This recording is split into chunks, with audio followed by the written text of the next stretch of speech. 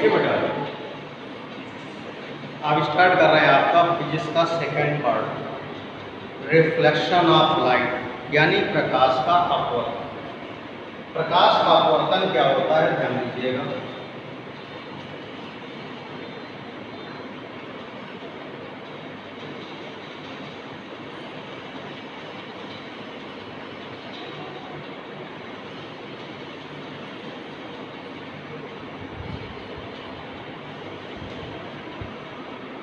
देखिए, जब कोई प्रकाश की किरण एक माध्यम से दूसरे माध्यम में, दूसरे समान पारदर्शी माध्यम में जाती है तो अपने मूल मार्ग से विचलित हो जाती है।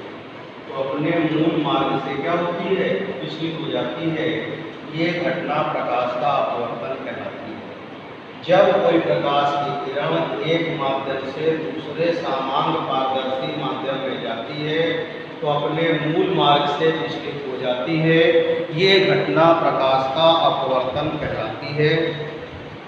दूसरी परिभाषा इसकी ये होगी बेटा, जब कोई प्रकाश की किरण एक माध्यम से दूसरे माध्यम में जाती है तो उसकी चाल बदल जाती है। ये घटना प्रकाश का अपवर्तन कहलाती है। या फिर समझेंगे, जब कोई प्रकाश की किरण एक माध्यम से दूसरे समान पारदर्शी माध्यम में जाती है तो अपने मूल मार्ग से विचलित हो जाती है। ये घटना प्रकाश का अपवर्तन कहलाती है। या जब कोई प्रकाश की किरण एक माध्यम से दूसरे समान पारदर्शी माध्यम में जाती है तो उसकी चाल बदल जाती है। ये घटना भी प्रकाश का अपवर्तन कहलाती है। When a light rays undergoes one medium to other homogeneous medium reflected from its own path, this incident known as a reflection of light. Or when a light rays undergoes one medium to other homogeneous medium, then change its speed, this incident known as a reflection of light. अब देखिए, law of reflection यानी कि अपवर्तन के नियम। पहला नियम ये है कि आप देखिए, ये आपका अपवर्तक तल है। ये आपका अपवर्तक तल होता है। ये आपकी आपतित किरण है, ये अपवर्तित किरण है, और ये क्या है, अभिलंब है। अभिलंब और आपतित किरण के बीच में जो कोण बनता है इसे आप आपतन कोण कहते हो। अपवर्तित किरण और अभिलंब के बीच जो कोण बनता है उसे आप अपवर्तन कोण कहते हो। और ये PQ जो है ये अपवर्तक तल है। अपवर्तक तल क्या होता है, जो दोनों माध्यमों को अलग करता है उसे हम अपवर्तक तल कहते हैं। बेटा, ये इंसिडेंट रेज है, ये रिफ्लेक्शन रेज है, ये आपका सरफेस ऑफ रिफ्लेक्शन है। यानी जो सरफेस दोनों मीडियम को अलग करता है, सेपरेट करता है, उसे आप क्या बोलते हैं, सरफेस ऑफ रिफ्लेक्शन। और ये आपका नॉर्मल है, इसको बोलेंगे NN। ये नॉर्मल हो गया। देखिए, angle between normal and incident rays known as a angle of incident.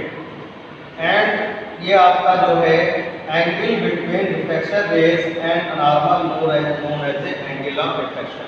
Angle of reflection क्या R है, एंगल ऑफ इंसिडेंट क्या है, I है। तो इसी के अकॉर्डिंग आपका लॉ ऑफ रिफ्लेक्शन है, यानी कि अपवर्तन के नियम। पहला नियम है आपतन कोण की ज्या और अपवर्तन कोण की ज्या का अनुपात एक नियतांक होता है। इसे हम स्नेल का नियम भी कहते हैं। आपतन कोण की ज्या और अपवर्तन कोण की ज्या का अनुपात एक नियतांक होता है। इसे हम स्नेल का नियम भी कहते हैं। The ratio of sine of angle of reflection and angle of incident angle of reflection known as a constant term known as a Snell's law and first law of reflection. फिर समझेंगे, the ratio of and sine of angle of incident and sine of angle of reflection known as a constant term, known as a Snell's law or first law of reflection. Second law क्या है, आपतित किरण, अपवर्तित किरण और अभिलंब तीनों एक ही तल में होते हैं। अपवर्तन का दूसरा नियम क्या होता है बेटा? अपवर्तन का दूसरा नियम क्या होता है कि आपतित किरण, अपवर्तित किरण और अभिलंब तीनों एक ही तल में होते हैं। एंगल ऑफ रिफ्रैक्शन, ये देखिएगा, according to second law of refraction, incident rays, reflected rays and normal in same plane, ये सेकंड लॉ ऑफ रिफ्रैक्शन है। अब देखिएगा नोट नंबर 1,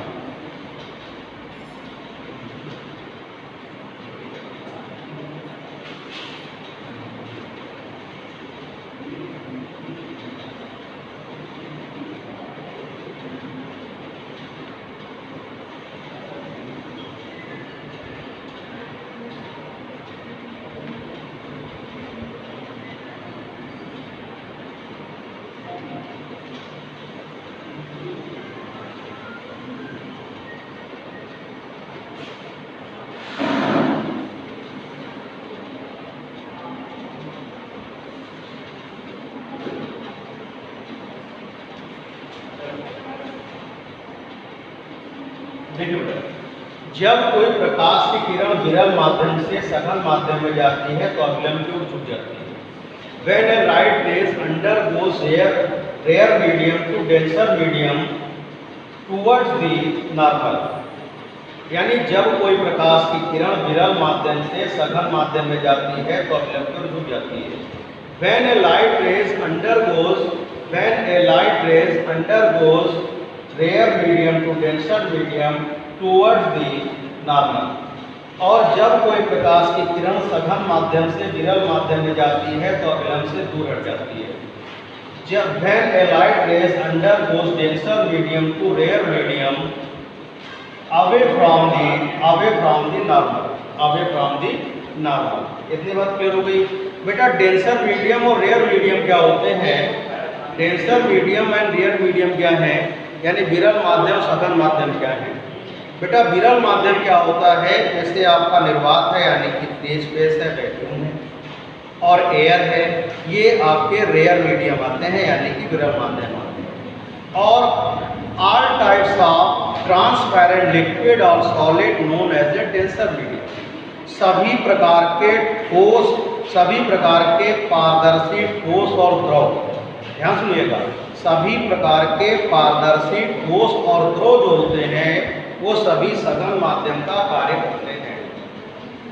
ये दोनों पॉइंट बहुत क्लियर होने चाहिए अच्छी तरह से आपको कि जब कोई प्रकाश की किरण रेयर मीडियम से डेंसर मीडियम में होगी, यानी विरल माध्यम से सघन माध्यम में होगी, तब जब क्या होगा, झुक जाएगी।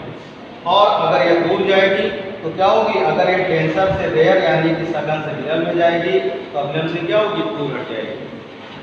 अब देखिए क्रिटिकल एंगल, क्रिटिकल एंगल क्या होगा बेटा? ध्यान समझिए।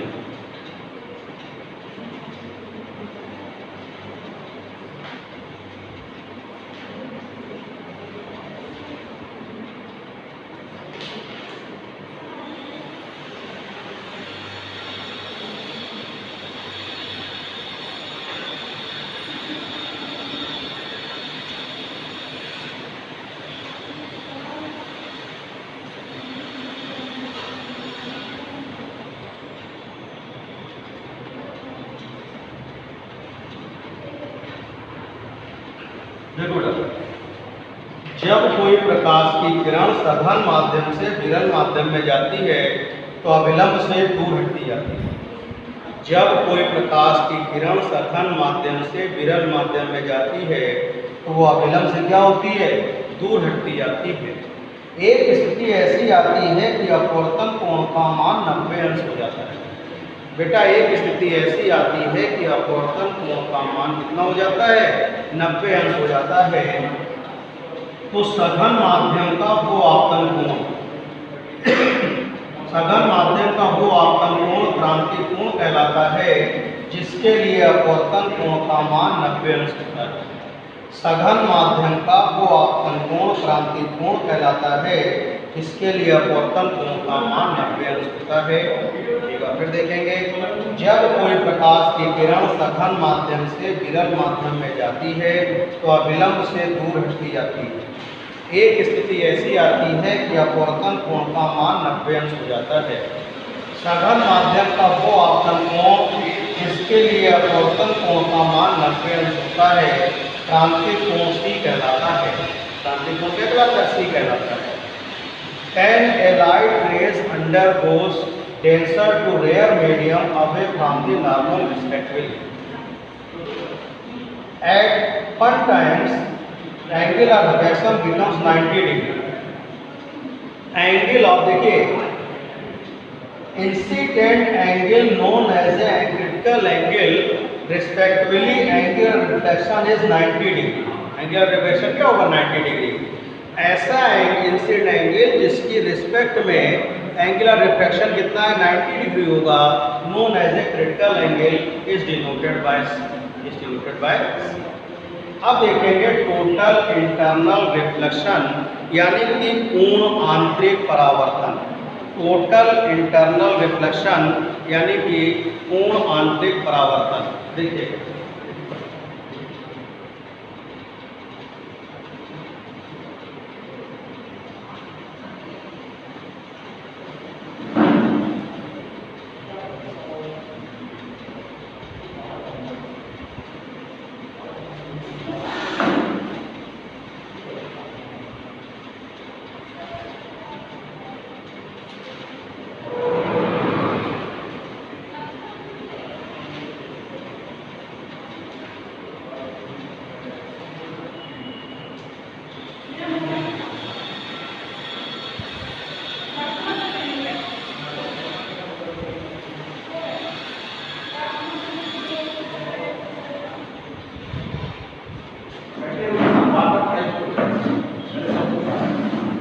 एक बार बहुत होता है और अच्छी से वीडियो बना छोटा सा इसमें नहीं पड़ा है हो गया।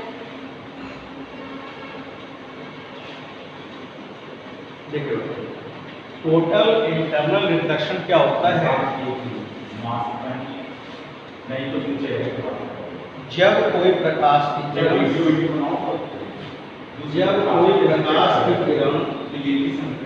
सघन माध्यम से विरल माध्यम में जाती है तो अविलंब से दूर हटती जाती है।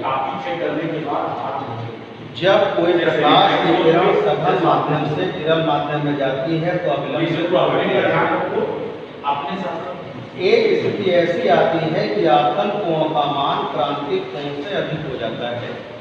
एक स्थिति ऐसी आती है आपतन कोण का मान क्रांतिक कोण से अधिक हो जाता है तो प्रकाश की किरण का उसी यानी सघन माध्यम में ही परावर्तन हो जाता है। ये घटना पूर्ण आंतरिक परावर्तन कहलाती है। एक बार फिर समझिएगा, जब कोई प्रकाश की किरण सघन माध्यम से विरल माध्यम में जाती है तो अविलंब से दूर हटती जाती है। एक स्थिति ऐसी आती है कि आपतन कोण का मान क्रांतिक कोण से अधिक हो जाता है तो प्रकाश की किरण का उसी माध्यम यानी सघन माध्यम में ही परावर्तन हो जाता है और ये घटना पूर्ण आंतरिक परावर्तन कहलाती है। When a light rays undergoes denser to rare medium, at which condition angle of incident greater than angle of critical, then light rays reflected in denser medium. This incident known as a total internal reflection. Law of total reflection is light total internal reflection first law है आपतन कोण का मान सदैव क्रांतिक कोण से अधिक होना चाहिए। Angle of incident always greater than critical angle. Second क्या है बेटा कि प्रकाश की किरण सदैव सघन माध्यम से विरल माध्यम में जानी चाहिए। Light rays always undergoes denser to rare medium. तो बेटा ये टॉपिक था, मैंने आज आपको बताया इस सेकंड पार्ट का। इस सेकंड पार्ट का टॉपिक क्या है? Reflection of light, law of reflection and it's important notes, critical angle and total internal reflection. इसको आपको करना है। एनी प्रॉब्लम होगी तो उसको आप डिस्कस करोगे। बड़ा आसान सवाल है।